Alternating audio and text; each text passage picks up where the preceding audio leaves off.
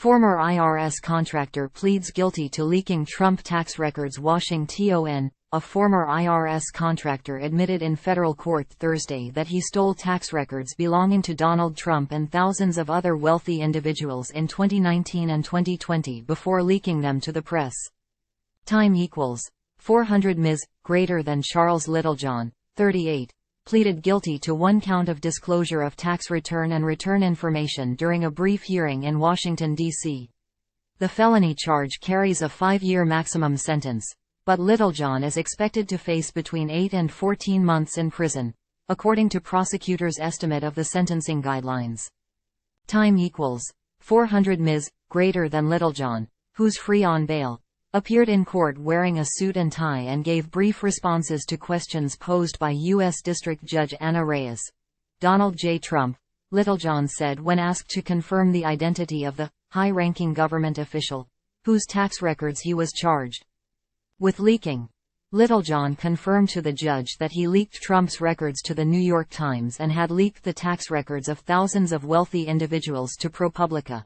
The Times published exclusive reporting on Trump's tax returns in 2020 showing that he had paid only $750 in federal income taxes in 2016 and 2017.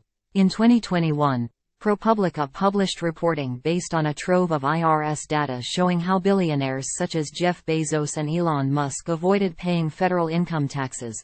Prosecutors said in court filings that Littlejohn provided ProPublica information on thousands of the nation's wealthiest people, including returns and return information dating back more than 15 years. ProPublica has said it doesn't know the identity of the source who provided this trove of information on the taxes paid by the wealthiest Americans, and the Times has previously declined comment on the case. After accepting Littlejohn's guilty plea, Reyes said, "I cannot overstate how troubled I am by what occurred. Make no mistake, this was not acceptable," she added. "And if there's anyone out there telling you it's acceptable because the ends justify the means and they think the end is appropriate, they are wrong."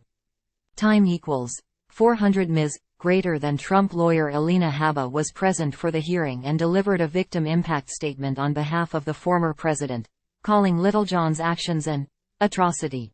This was an egregious breach by an agent of the IRS who targeted the President of the United States, among others, for political purposes and personal gain, Habba said.